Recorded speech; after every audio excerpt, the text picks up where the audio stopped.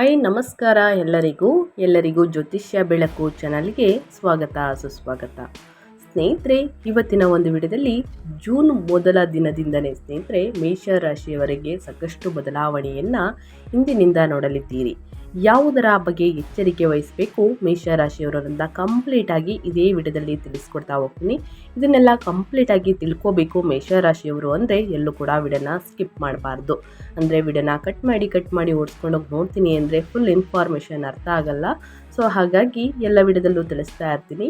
ಮೊದಲಿಂದ ಕೊನೆ ತನಕ ವಿಡಿಯೋನ ವಾಚ್ ಮಾಡಿ. ವಿಡಿಯೋದಲ್ಲಿ ಒಳ್ಳೆ ಮಾಹಿತಿ ಸಿಕ್ಕಿದ್ದಲ್ಲಿ ತಪ್ಪದೆ ವಿಡಿಯೋಗೊಂದು ಲೈಕ್ ಕೊಟ್ಟು, ಇನ್ನೂ ನನ್ನ ಚಾನಲ್ನ ಸಬ್ಸ್ಕ್ರೈಬ್ ಮಾಡ್ಕೊಳ್ಳೋದನ್ನೇ ನೋಡ್ತಿದ್ರೆ ದಯವಿಟ್ಟು ಜ್ಯೋತಿಷ್ಯ ಬೆಳಕು ಚಾನಲ್ಗೆ ಸಬ್ಸ್ಕ್ರೈಬ್ ಆಗಿ ಇದೇ ರೀತಿ ನಿಮ್ಮ ರಾಶಿ ಭವಿಷ್ಯವನ್ನು ತಿಳಿಸ್ಕೊಡ್ತಾ ಹೋಗ್ತೀನಿ. ಮೇಷರಾಶಿಯವರಿಗೆ ಸ್ನೇಹಿತರೆ, ಈ ವರ್ಷದ ದ್ವಿತೀಯಾರ್ಧದಿಂದ ನಿಮ್ಮ ವ್ಯಾಪಾರ ವ್ಯವಹಾರ, ನಿಮ್ಮ ಆರೋಗ್ಯದಲ್ಲಿ, ಉದ್ಯೋಗದಲ್ಲಿ, ಕುಟುಂಬದಲ್ಲಿ ಏನೆಲ್ಲ ಬದಲಾವಣೆಗಳು ಕಂಡುಬರಲಿದೆ, ಯಾವುದರ ಬಗ್ಗೆ ಎಚ್ಚರಿಕೆ ವಹಿಸಬೇಕು, ಅಂದರೆ ಯಾವ ಕ್ಷೇತ್ರದಲ್ಲಿ ಶುಭವಾದರೆ ಯಾವ ಕ್ಷೇತ್ರದಲ್ಲಿ ಅಶುಭವಾಗಬಹುದು ಎಂಬುದನ್ನು ಸಂಪೂರ್ಣವಾಗಿ ತಿಳಿಸ್ಕೊಡ್ತಾ ಹೋಗ್ತೀನಿ. ಎಲ್ಲೂ ಕೂಡ ಸ್ಕಿಪ್ ಮಾಡ್ದೇ ಕೊನೆ ತನಕ ವಾಚ್ ಮಾಡಿ. ವಿಡಿಯೋದಲ್ಲಿ ಒಳ್ಳೆ ಮಾಹಿತಿ ಸಿಕ್ಕಿದ್ದಲ್ಲಿ ವಿಡಿಯೋಗೆ ಲೈಕ್, ಕಮೆಂಟ್, ಶೇರ್ ಮಾಡಿ ಅಂತ ಹೇಳ್ತಾ, ಮೊದಲನೇದಾಗಿ ಹೇಳೋದಾದರೆ 2026 ಮೇಷರಾಶಿಗೆ ಸೇರಿದ ಜನರು ದ್ವಿತೀಯಾರ್ಧದಲ್ಲಿ ಹೆಚ್ಚಿನ ಬದಲಾವಣೆಗಳನ್ನು ಶನಿಯ ಸಂಚಾರದಲ್ಲಿ ಬದಲಾವಣೆಯಿಂದಾಗಿ ಮತ್ತು ಶನಿ ಸಾಡೆ ಸಾತಿಯಾದ ಆರಂಭದಿಂದಾಗಿ ಹೊಂದಲಿದ್ದಾರೆ. ಇದರಿಂದಾಗಿ ವೃತ್ತಿ ಜೀವನ, ಆರ್ಥಿಕ ಸ್ಥಿತಿ, ನಿಮ್ಮ ಆರೋಗ್ಯ ಮತ್ತು ಸಂಬಂಧಗಳಲ್ಲಿ ನೀವು ಸಾಕಷ್ಟು ಸವಾಲುಗಳು ಹಾಗೂ ಅವಕಾಶಗಳನ್ನು ಹೊಂದುವಂತಹ ಸಂಭವವಿದೆ ಅಂತಲೇ ಹೇಳಬಹುದು. ಮೊದಲನೇದಾಗಿ ನಿಮ್ಮ ವೃತ್ತಿ ಜೀವನದ ಬಗ್ಗೆ ಹೇಳೋದಾದರೆ ಹಣಕಾಸಿನ ಸ್ಥಿತಿ ಹೇಗಿರಲಿದೆ ಅನ್ನೋದನ್ನ ಎರಡು ಒಟ್ಟಾರೆಯಾಗಿ ಹೇಳೋದಾದರೆ 2026 ದ್ವಿತೀಯಾರ್ಧದಲ್ಲಿ ಅಂದರೆ ಜೂನ್ ತಿಂಗಳಿಂದ ಸ್ನೇಹಿತರೆ ಮೇಷರಾಶಿಗೆ ಸೇರಿದ ಜನರು ಹಠಾತ್ ಬದಲಾವಣೆಗಳನ್ನು ಅಥವಾ ಆದಾಯವನ್ನು ಹೆಚ್ಚಿಸಲು ಹೊಸ ಮಾರ್ಗಗಳನ್ನು ಪಡೆಯುವರು. ಇದರೊಂದಿಗೆ ವೃತ್ತಿ ಜೀವನದಲ್ಲಿ ಪ್ರಗತಿ ಹಾಗೂ ಉತ್ತಮ ಅವಕಾಶಗಳು ಪ್ರಾಪ್ತಿಯಾಗಬಹುದು. ವಿಶೇಷವಾಗಿ ವಿದೇಶಕ್ಕೆ ಸಂಬಂಧಿಸಿದಂತೆ ಪ್ರಯಾಣಿಸುವಂತಹ ಉತ್ತಮ ಅವಕಾಶವನ್ನು ಜೂನ್ ತಿಂಗಳ ನಂತರ ನೀವು ಪಡೆಯಬಹುದಾಗಿದೆ. ಶನಿಯು ಮೇಷರಾಶಿಯ 12ನೇ ಮನೆಯಲ್ಲಿ ಚಲಿಸಲು ಆರಂಭಿಸಿದೆ ಇರುವುದರಿಂದ ಆರ್ಥಿಕ ವಿಚಾರಗಳಿಗೆ ಸಂಬಂಧಿಸಿದಂತೆ ಒತ್ತಡ, ಖರ್ಚುಗಳು ಮತ್ತು ವ್ಯವಹಾರದಲ್ಲಿ ಹೂಡಿಕೆಗೆ ಸಂಬಂಧಿಸಿದಂತೆ ಏರಿಳಿತವನ್ನು ಎದುರಿಸಬಹುದು. ರಾಹು ಗ್ರಹದ ಬೆಂಬಲದಿಂದಾಗಿ 2026 ಡಿಸೆಂಬರ್ ತಿಂಗಳವರೆಗೆ ನಿಮಗೆ ಲಾಭ ದೊರಕುವಂತಹ ಸಂಭವವಿದೆ. ಆದರೆ ಯೋಜನೆಗಳನ್ನು ರೂಪಿಸುವ ಸಂದರ್ಭದಲ್ಲಿ ಎಚ್ಚರದಿಂದ ಇರಿ ಮತ್ತು ನಿಮ್ಮ ಖರ್ಚುಗಳ ಬಗ್ಗೆ ಹೆಚ್ಚಿನ ಗಮನ ನೀಡುವುದು ಅಗತ್ಯ.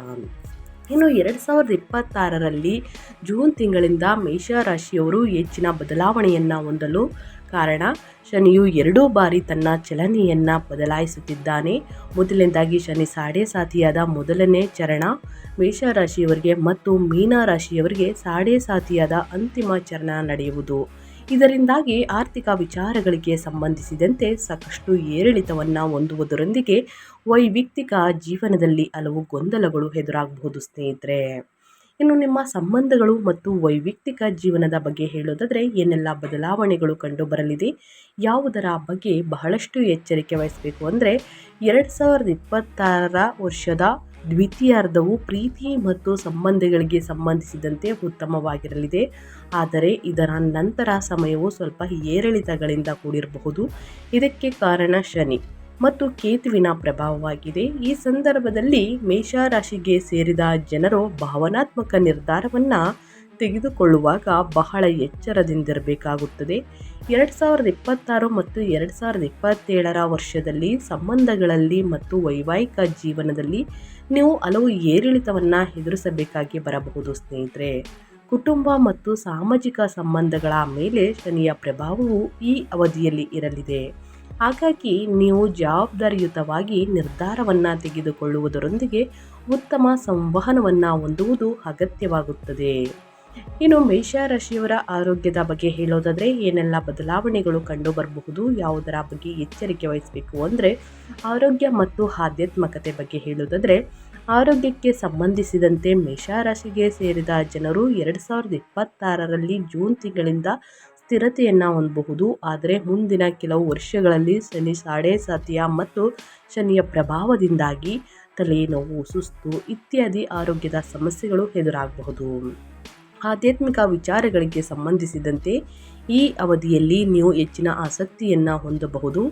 ಜೊತೆಗೆ ಈ ಅವಧಿಯಲ್ಲಿ ಪ್ರತಿನಿತ್ಯ ದೇವರ ಧ್ಯಾನವನ್ನು ಮಾಡುವ ಮೂಲಕ ಹಾಗೂ ಹನುಮಾನ್ ಚಾಲಿಸ ಮತ್ತು ಬಜರಂಗ ಬಾಣವನ್ನು ಪಠಿಸುವ ಬಗ್ಗೆ ಹೆಚ್ಚಿನ ಗಮನವನ್ನು ನೀಡುವುದು ಒಳ್ಳೆಯದು. ಈ ಅವಧಿಯಲ್ಲಿ ಮೇಷರಾಶಿಗೆ ಸೇರಿದ ಜನರು ದಾನ ಧರ್ಮ ಇತ್ಯಾದಿ ಉತ್ತಮ ಕೆಲಸಗಳನ್ನು ಮಾಡುವುದರಿಂದ ಶನಿಯ ಅಶುಭ ಪ್ರಭಾವವನ್ನು ಸ್ವಲ್ಪ ಮಟ್ಟಿಗೆ ಕಡಿಮೆ ಮಾಡಬಹುದಾಗಿದೆ. ಇನ್ನು ಅದೇ ರೀತಿ ಸ್ನೇಹಿತರೆ, ವಿದ್ಯಾರ್ಥಿಗಳ ಬಗ್ಗೆ ಹೇಳುವುದಾದರೆ ವಿದ್ಯಾಭ್ಯಾಸದಲ್ಲಿ ಏನೆಲ್ಲ ಬದಲಾವಣೆಗಳು ಕಂಡುಬರಬಹುದು, ಯಾವುದರ ಬಗ್ಗೆ ಎಚ್ಚರಿಕೆ ವಹಿಸಬೇಕು ಅಂದರೆ ಡಿಪ್ಲೊಮಾ ಮತ್ತು IT ಇಂಜಿನಿಯರಿಂಗನ್ನು ಮಾಡುತ್ತಿರುವಂತಹ ವಿದ್ಯಾರ್ಥಿಗಳಿಗೆ ಸ್ನೇಹಿತರೆ ಅತ್ಯುತ್ತಮ ಗಳಿಕೆ ಅಂತಲೇ ಹೇಳಬಹುದು. ಯಾಕಂದರೆ ಕಷ್ಟಪಟ್ಟು ಶ್ರಮಪಟ್ಟು ಅಧ್ಯಯನದ ಕಡೆ ಗಮನ ಕೊಟ್ಟಿದ್ದೀರಾ. ಮುಂದಿನ ದಿನಗಳಲ್ಲೂ ಕೂಡ ಉನ್ನತ ಫಲಿತಾಂಶವನ್ನು ಖಂಡಿತವಾಗಿಯೂ ಗಳಿಸಲಿದ್ದೀರಿ. ಇನ್ನು ಸಾಮಾನ್ಯ ವಿದ್ಯಾರ್ಥಿಗಳು ಪ್ರತಿದಿನ ಅಧ್ಯಯನದ ಕಡೆ ಗಮನ ಕೊಟ್ಟಿದ್ದರೆ ಮಾತ್ರ ಮುಂದಿನ ದಿನಗಳಲ್ಲಿ ಉನ್ನತ ಫಲಿತಾಂಶವನ್ನು ಗಳಿಸುವುದಕ್ಕೆ ಸಾಧ್ಯ. ಮನೋರಂಜನೆ ಕಡೆ ಆಸಕ್ತಿಯನ್ನು ಕಡಿಮೆ ತೋರಿಸಿ ಅಧ್ಯಯನದ ಕಡೆ ಆಸಕ್ತಿ ಹೆಚ್ಚಾಗಿ ತೋರಿಸುವುದು ಬಹಳ ಮುಖ್ಯವಾಗುತ್ತದೆ. ಇನ್ನು ಸಣ್ಣ ಪುಟ್ಟ ಅಡಚಣೆಗಳು ತೊಂದರೆಗಳು ಬಂದಿದ್ದಲ್ಲಿ ಸ್ನೇಹಿತರೆ ಪರಿಹಾರದ ರೂಪದಲ್ಲಿ ಹನುಮಾನ್ ಚಾಲಿಸವನ್ನು ಪಠಿಸಿ ಖಂಡಿತವಾಗಿಯೂ ಸಮಸ್ಯೆಗಳು ನಿವಾರಣೆಯಾಗಲಿದೆ. ಇನ್ನು ಮುಖ್ಯವಾಗಿ ಹೇಳೋದಾದರೆ ಈ ಅವಧಿಯಲ್ಲಿ ಮೇಷರಾಶಿಗೆ ಸೇರಿದ ಜನರಿಗೆ ಪ್ರಮುಖ ಸಲಹೆಗಳನ್ನು ತಿಳಿಸ್ಕೊಡ್ತೀನಿ. ಪ್ರಮುಖ ಮುನ್ನೆಚ್ಚರಿಕೆಗಳನ್ನು ತಿಳಿಸ್ಕೊಡೋದಾದರೆ ಮೀನರಾಶಿಯಲ್ಲಿ ಶನಿ ಸಂಚಾರದ ಆರಂಭವು ಸ್ನೇಹಿತರೆ 2025 ಮಾರ್ಚ್ 29ರಿಂದ ಶನಿ ಸಾತಿಯಾದಂತಹ ಪ್ರಾರಂಭವನ್ನು ಸೂಚಿಸಿದೆ. ಇನ್ನು ಇದು 2032 ಮೇವರೆಗೂ ಕೂಡ ಮೇಷರಾಶಿಗೆ ಸೇರಿದ ಜನರ ಆರೋಗ್ಯ ಆರ್ಥಿಕ ವಿಚಾರಗಳು ಹಾಗೂ ಸಂಬಂಧಗಳ ಮೇಲೆ ಪ್ರಭಾವವನ್ನು ಬೀರಬಹುದು. ಈ ಅವಧಿಯಲ್ಲಿ ಶನಿ ಪೂಜೆ ಪ್ರತಿನಿತ್ಯ ಹನುಮಂತನನ್ನು ಪೂಜಿಸುವುದು ಮತ್ತು ಸಹನೆಯಿಂದ ಇರುವುದರಿಂದ ಪ್ರಯೋಜನಗಳು ಆಗುವುದು ಅಂತಲೇ ಹೇಳಬಹುದು. ಈ ಸಂದರ್ಭದಲ್ಲಿ ಅಂದರೆ ಜನವರಿ ಪ್ರಾರಂಭದಿಂದ ಮಾರ್ಚ್ ಮಧ್ಯದವರೆಗಿನ ಅವಧಿಯು ನೀವು ಹೊಸ ಯೋಜನೆಗಳನ್ನು ಪ್ರಾರಂಭಿಸಲು ಅಥವಾ ಹೊಸ ಹೂಡಿಕೆ ಮತ್ತು ಆಧ್ಯಾತ್ಮಿಕ ವಿಚಾರಗಳಿಗೆ ಸಾಕಷ್ಟು ಶುಭವಾದ ಸಮಯವಾಗಿರುತ್ತದೆ. ಮುಂದಿನ ದಿನಗಳಲ್ಲಿ ಬಹಳಷ್ಟು ಎಚ್ಚರಿಕೆ ವಹಿಸಿ. ಜೂನ್ ತಿಂಗಳಲ್ಲೂ ಕೂಡ ಸ್ನೇಹಿತರೆ ಪರಿಣಿತರ ಸಲಹೆಗಳನ್ನು ತೆಗೆದುಕೊಂಡು ಹೂಡಿಕೆಯನ್ನು ಮಾಡುವುದು ಬಹಳ ಮುಖ್ಯ. ಇನ್ನು ಪರಿಹಾರದ ರೂಪದಲ್ಲಿ ಮೇಷರಾಶಿಯವರು ಏನೆಲ್ಲ ಮಾಡಬೇಕು ಅನ್ನೋದನ್ನ ತಿಳಿಸ್ಕೊಡ್ತಾ ಹೋಗ್ತೀನಿ. ಮೊದಲನೇದಾಗಿ ಆದಾಯವನ್ನು ಸುಧಾರಿಸಲು ನೀವು ಮಾಡಬಹುದಾದಂತಹ ಸರಳ ಉಪಾಯವೇನೆಂದರೆ ವೆಂಕಟೇಶ್ವರ ಸ್ವಾಮಿಯನ್ನು ಪೂಜಿಸುವುದು. ಹತ್ತಿರದಲ್ಲಿ ವೆಂಕಟೇಶ್ವರ ಸ್ವಾಮಿಯ ದೇವಾಲಯವಿಲ್ಲದಿದ್ದರೆ ಇದನ್ನು ನಿಮ್ಮ ಮನೆಯಲ್ಲಿಯೂ ಕೂಡ ಮಾಡಬಹುದು ಸ್ನೇಹಿತರೆ. ಸಾಧ್ಯವಾದಾಗೆಲ್ಲ ಹಸುಗಳಿಗೆ ನೆಲಗಡಲೆ ಅಥವಾ ಕಡಲೆಬೇಳೆಯನ್ನು ದಾನ ಮಾಡಿ, ದೇವಾಲಯ ಮತ್ತು ಪುರೋಹಿತರಿಗೆ ಹಳದಿ ಬಣ್ಣದ ಬಟ್ಟೆಯನ್ನು ದಾನ ಮಾಡುವುದು ಸಹ ಪ್ರಯೋಜನಕಾರಿಯಾಗಬಹುದು ಮೇಷರಾಶಿಯವರಿಗೆ. ಇನ್ನು ದೇವಾಲಯಗಳಲ್ಲಿ ದೀಪಗಳನ್ನು ಬೆಳಗಿಸಲು ನೀವು ಎಣ್ಣೆಯನ್ನು ದಾನ ಮಾಡಬಹುದು.